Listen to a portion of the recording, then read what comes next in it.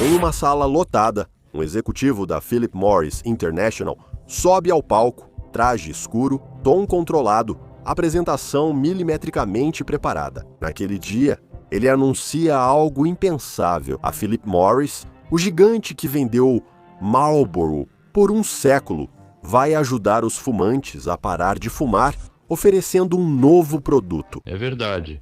Os bebês nascidos de mulheres que fumam são menores, mas são tão saudáveis quanto os bebês nascidos de mulheres que não fumam, e algumas mulheres prefeririam ter bebês menores.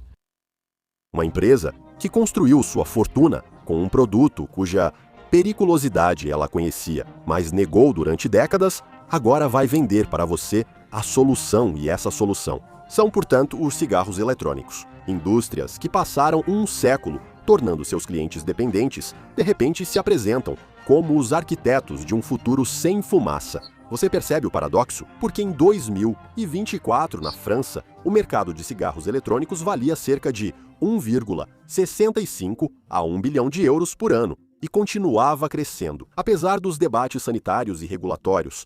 Em 2025, mais de 3 milhões de franceses vaporizam diariamente, e em 5 anos, o mercado cresceu mais de 30%, 1,65 bilhão de euros para uma indústria que nem existia 15 anos antes. Mas aqui está algo que poucas pessoas realmente percebem. Essa indústria, que supostamente deveria libertar você do tabaco, está sendo progressivamente comprada pelas próprias fabricantes de cigarros. Os fabricantes estão investindo muito no vape. Hoje, não vou só contar a história do cigarro eletrônico, mas mostrar como uma indústria que nasceu para combater o mal pela raiz está sendo absorvida por aqueles que construíram seu império sobre ele. É uma história digna de um thriller hollywoodiano, cheia de traição, jogadas arriscadas, mas também, é preciso admitir, de um certo sucesso. E, como sempre, vamos terminar este vídeo com as 2 lições de mentalidade de negócios para tirar dessa transformação silenciosa. Vamos lá? Em um pequeno apartamento em Pequim, On Link, que é farmacêutico, assiste ao seu pai morrer de câncer de pulmão.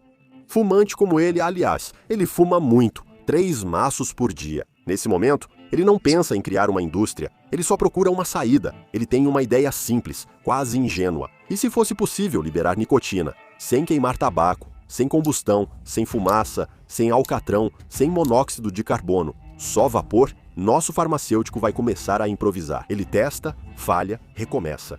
Na garagem dele, ele monta protótipos improváveis. Uma bateria, um líquido, um sistema de aquecimento. E em 2004, ele registra uma patente.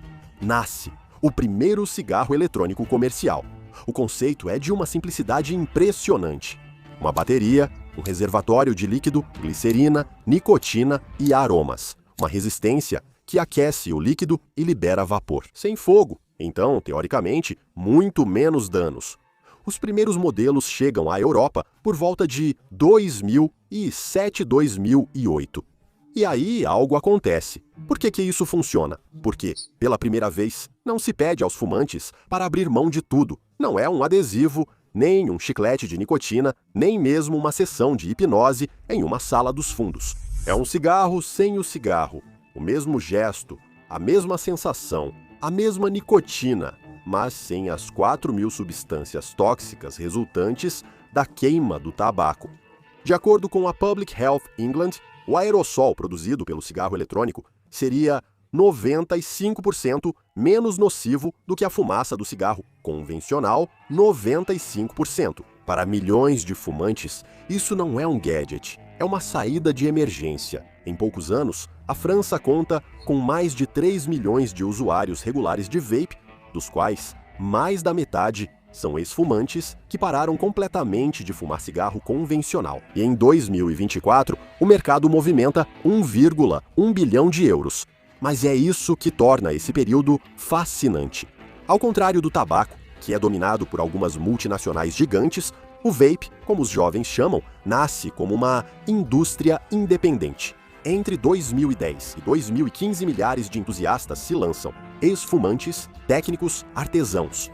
Lojas vão abrir em vários lugares sites de e-commerce improvisados no WordPress e microempreendedores que misturam eles mesmos seus líquidos.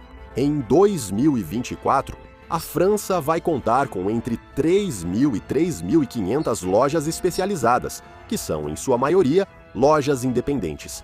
E mesmo que quase todos os dispositivos de vaporização sejam importados, principalmente da China, claro, os e-líquidos, por sua vez, são majoritariamente fabricados na França, com normas sanitárias extremamente rigorosas. Notadamente, a certificação Afinor XP D90300, que é específica para o setor de vape, uma indústria jovem, local e independente. Nesse momento, o vape parece uma anomalia no capitalismo moderno, um setor que parece escapar dos gigantes. Mas vocês podem imaginar, os tubarões nunca estão longe quando sentem cheiro de sangue.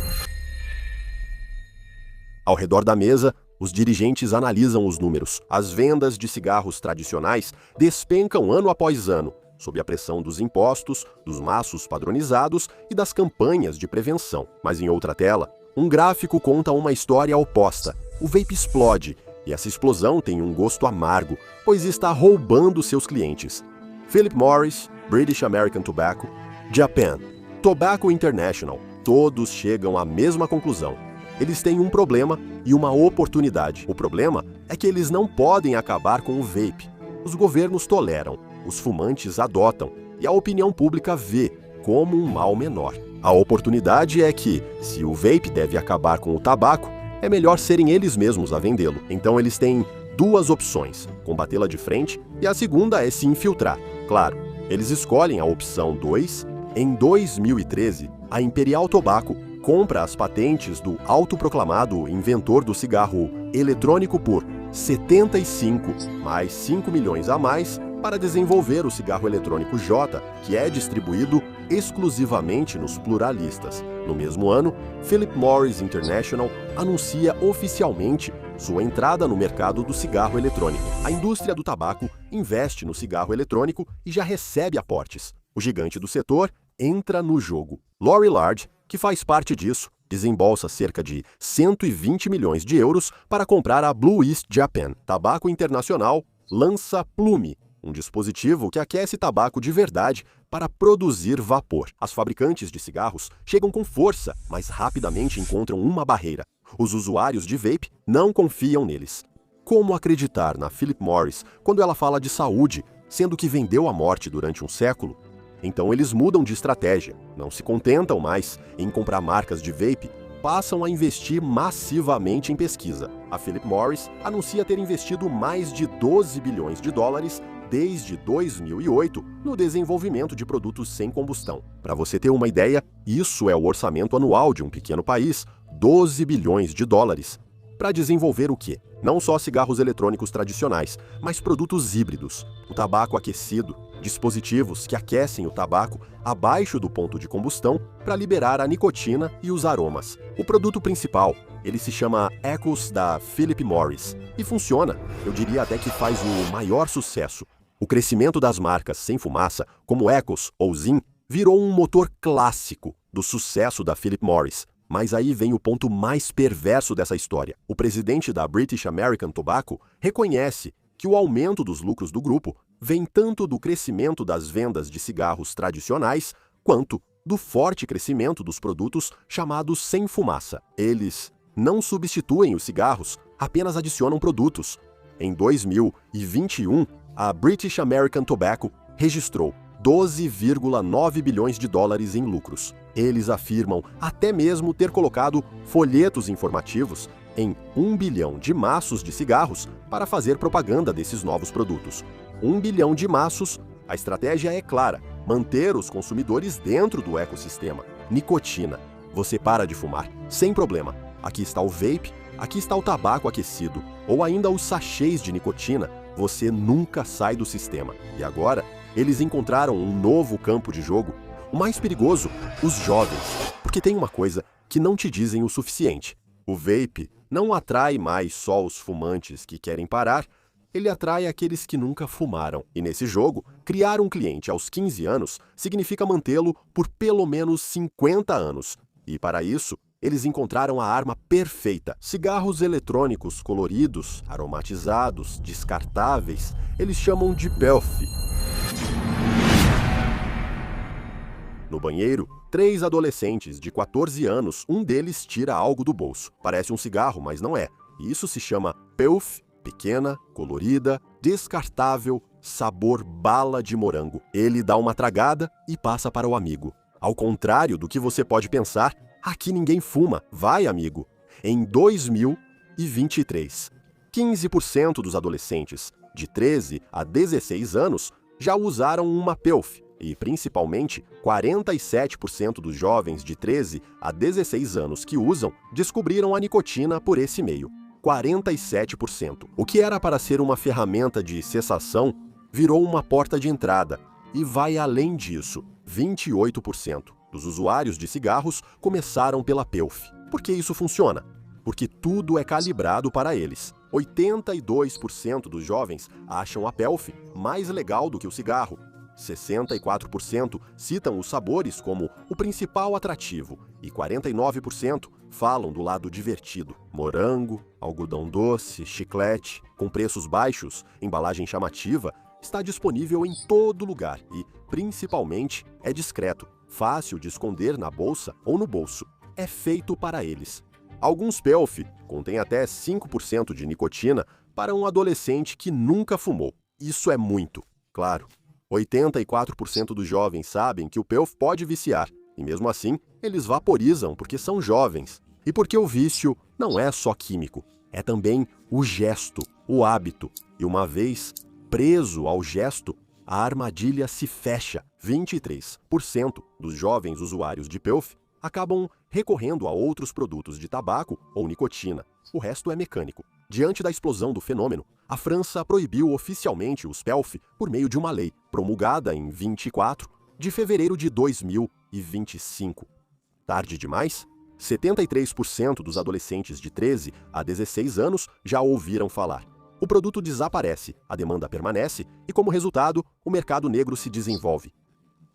TikTok, cigarros eletrônicos disfarçados e sachês de nicotina como alternativa. Proíbe-se um produto, outro aparece. Enquanto isso, as fiscalizações revelam a dimensão do problema. Em 2024, a DGCCRF inspecionou 130 estabelecimentos de vape. 65% apresentam irregularidades, vendas para menores, produtos não conformes, teor de nicotina fora do padrão. O quadro é claro. O cigarro eletrônico foi inventado para salvar os fumantes, mas agora está criando novos dependentes. Jovens que nunca teriam fumado estão vaporizando isso. Philip Morris, British American Tobacco, Japan Tobacco International.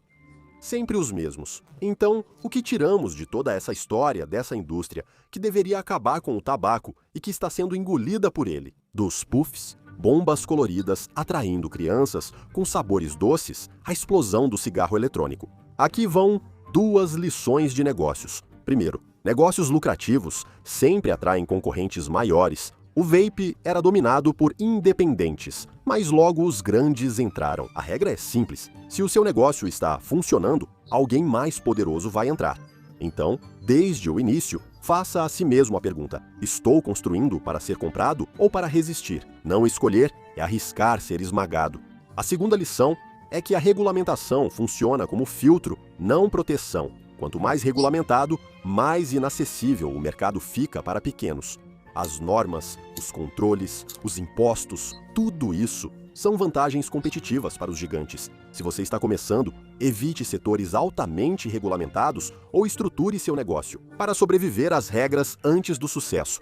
No fundo, o cigarro eletrônico é só um exemplo entre muitos.